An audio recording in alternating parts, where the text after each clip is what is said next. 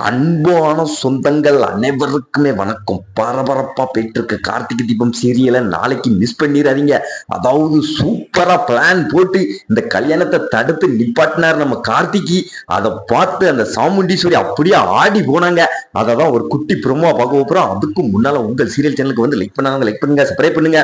அதாவது பாத்தீங்கன்னா அந்த மருதத்தை வந்து நம்ம சாமுண்டீஸ்வரி வந்து, மாப்பிள்ள எப்படியாவது இந்த கல்யாணம் இன்னைக்கு நடந்தே தீரணும், நீங்க ஒரு ஜெனரேட்டர் போய் வாடகைக்கு எடுத்துட்டு வாங்க, நம்ம அதை ஸ்டார்ட் பண்ணி இந்த ரிஜிஸ்டர் மேரேஜ் முடிச்சிருவோம் அப்படின்னு சொன்னோடனே அந்த மருது வந்து ஒரு ஜெனரேட்டரை வாங்கிட்டு வந்துட்டான். அதாவது பாத்தீங்கன்னா அதுக்கடுத்து ரிஜிஸ்டர் ஆபீசர்கிட்ட போய் பேசுறான். சார், நான் ஜெனரேட்டர் கொண்டாந்துட்டேன், எங்களுக்கு எப்படியாவது இந்த ரிஜிஸ்டர் மேரேஜ் இன்னைக்கு நடந்தே ஆகணும் அப்படின்னு சொன்ன உடனே அந்த ஆபீசர் வந்து, சரி வாங்க அந்த ஜெனரேட்டரை ஆன் பண்ண சொல்லுங்க, உங்க ரிஜிஸ்டர் மேரேஜ் இன்னைக்கு முடிச்சிருவோம் அப்படின்னு சொல்லிட்டு, அதாவது பாத்தீங்கன்னா நம்ம ரேவதிட்ட வந்து கேட்கிறாரு, ஏமா அந்த கல்யாணத்துல உனக்கு சம்மதமா அப்படின்ட்டு.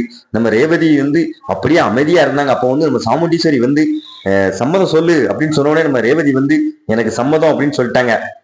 அதுக்கடுத்து பாத்தீங்கன்னா அந்த மருதம் எனக்கும் சம்மதம் அப்படின்னு சொல்லிட்டாரு. அதுக்கடுத்து அவர் வந்து அந்த கம்ப்யூட்டர்ல அதை பதியும் போது நம்ம கார்த்திக் வந்து அந்த ஆபீசருக்கு போன் போட்டாரு. சார், அங்க ரேவதி மருதுன்னு இருக்காங்கல்ல, அவங்க கல்யாணத்தை உடனே நிப்பாட்டுங்க. அதாவது நான் ரேவதிக்கு யாருக்குனே கல்யாணம் முடிஞ்சிட்டு அவங்க ஹஸ்பண்ட் தான் பேசுறேன். அதாவது பாத்தீங்கன்னா அவங்க வந்து இப்ப பழசெல்லாம் மறந்து இருக்காங்க. இத சாக்கா பயன்படுத்தி அவங்க அம்மா வந்து அவங்களுக்கு வேற கல்யாணம் பண்ணி வைக்கிறதுக்கு பிளான் போடுறாங்க. அதாவது நான் உங்களுக்கு எல்லா எவிடன்ஸையும் உங்க போன்ல அனுப்பி வைக்கிறேன், அதை பாருங்க அப்படின்னு சொன்ன உடனே நம்ம கார்த்திக் வந்து அவர் எவிடன்ஸ் எல்லா அந்த ஹாஸ்பிட்டல்ல உள்ள சர்டிபிகேட்டு, அதாவது எல்லாத்தையுமே அந்த ஆபீசருக்கு அனுப்பி வச்சாரு. அதை பார்த்துட்டு அந்த ஆபீசர் வந்து கோபத்துல நம்ம சாமுண்டீஸ்வரியை பயங்கரமா திட்டினாங்க.